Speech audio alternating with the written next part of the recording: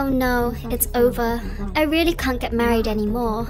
I'm already 34 years old. What should I do? It's so scary. I want a man. 你是谁吗？难道你不同意吗？我不想嫁，能不能考虑我的感受啊？同志还是我勉强的，这里金贵，这个不要那个不要，你要歧视我吗？结婚要找个合适的人呀。哎，他是男的，你是女的，怎么不合适了？你给我挑三拣四了，反正我就是不嫁。想找对象。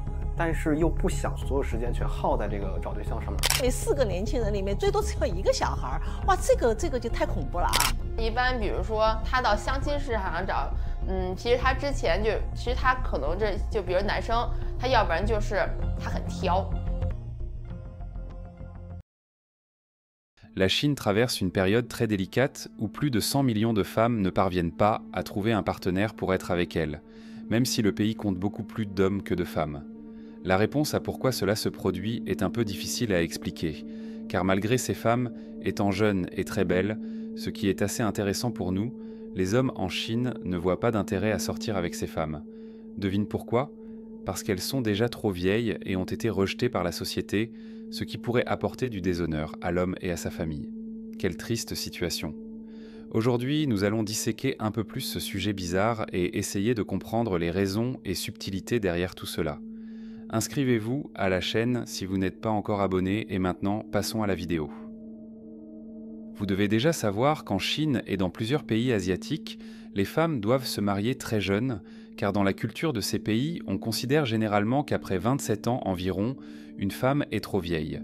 Le fait d'avoir une relation avec elle pourrait apporter du déshonneur à l'homme et à sa famille. Ainsi, les parents finissent par mettre la pression sur leur fille et même organiser des rencontres arrangées pour elles, espérant ainsi que leur fille soit honorée et ne ternisse pas l'image de la famille. C'est une situation très complexe pour elles. Lors d'une interview pour une chaîne étrangère appelée Observer, un Chinois de 35 ans, que nous appellerons Elle, exprime très bien cette mentalité enracinée dans la culture chinoise. Je ne suis pas une personne axée sur les biens matériels. Ma seule exigence est que la femme avec qui je veux me marier puisse louer une maison à Bandim. Ce sont mes seuls critères. Si je devais avoir une relation avec une femme de mon âge, honnêtement, je pourrais me sentir un peu gêné. À mon avis, la jeunesse est le bien le plus précieux d'une femme. Exclue de la société. Eh bien, quand il s'agit de femmes d'environ 27 ans, généralement ces femmes ont déjà quitté la maison de leurs parents. Elles sont adultes, responsables comme n'importe qui d'autre dans le monde. Mais lorsqu'elles se retrouvent dans une situation où elles n'ont pas encore trouvé de partenaire, les choses deviennent un peu plus compliquées.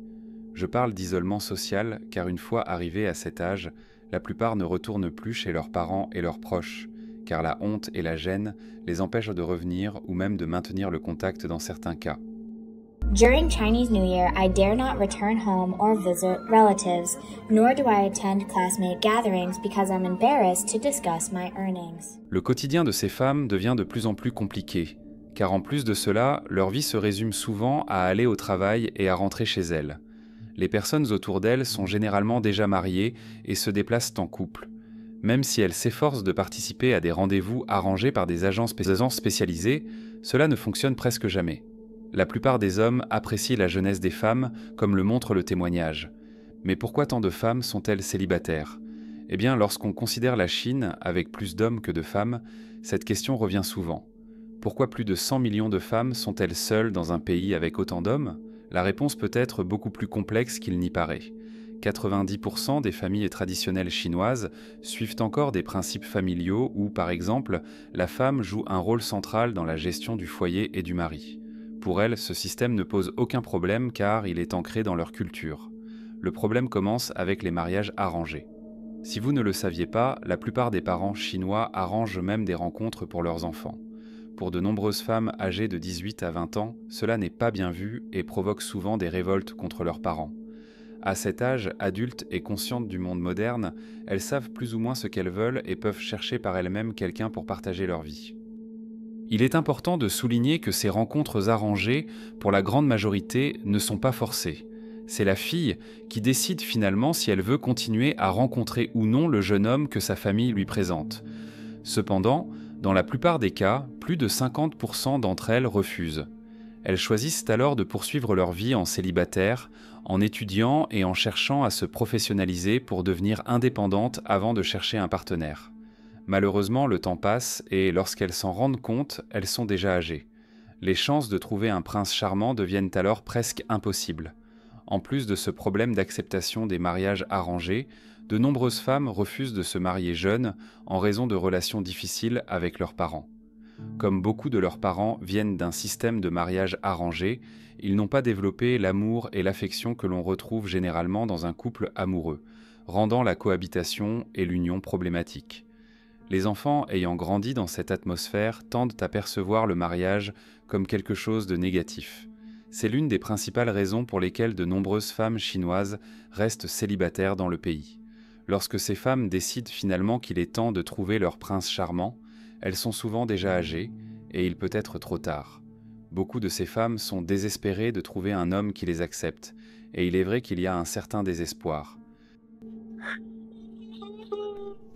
Cependant, il y a un groupe de femmes qui préoccupe particulièrement le gouvernement et beaucoup de gens, je parle des femmes de haut rang.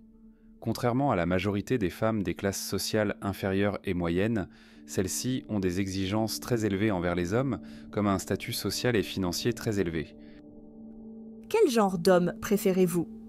Je préfère un homme d'1,80 m qui possède une maison et gagne au moins 1 million par an. Mais alors, que pensez-vous de ces exigences? Serait-ce trop demander qu'un Chinois mesure 1,80 m et gagne des millions par an?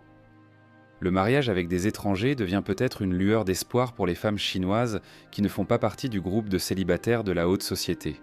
C'est une possibilité respectée pour rechercher une relation avec des étrangers, peut-être une lumière au bout du tunnel. Pour cela, il existe plusieurs alternatives, et l'une des plus controversées est le marché des épouses.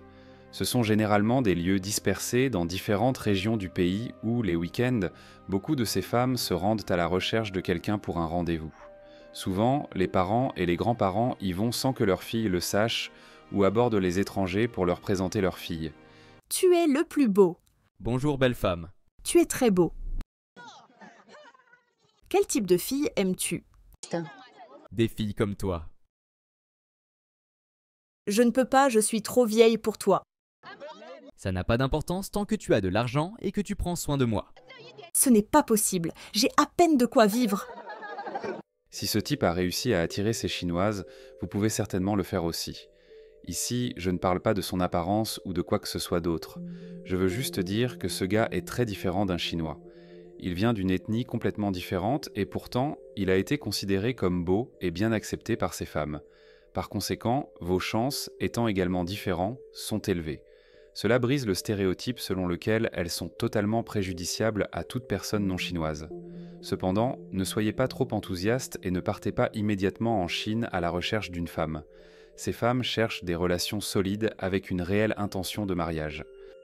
De plus, sachez que pour cette société, il est très important d'être stable, d'avoir une source de revenus régulière ou une carrière établie.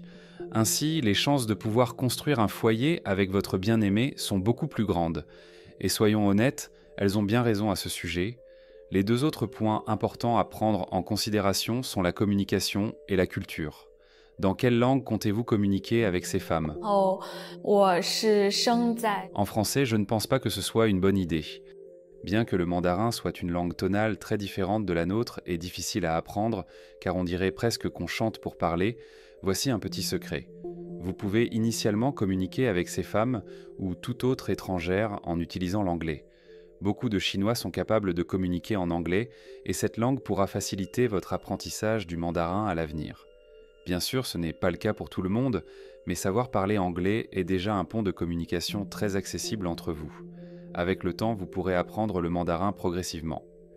Le deuxième aspect que vous devez prendre en considération est les différences entre votre culture et la culture chinoise. Cela signifie que vous devrez faire des choix entre vivre en Chine ou dans votre pays d'origine, ainsi que bien d'autres choses qui ne sont pas abordées dans cette vidéo. Maintenant, dites-moi dans les commentaires si vous connaissiez ce sujet un peu étrange et curieux, et quelle est votre opinion à ce sujet? Quand comptez-vous voyager en Chine? Dites-le moi ci-dessous. Merci d'avoir regardé jusqu'ici et à la prochaine vidéo.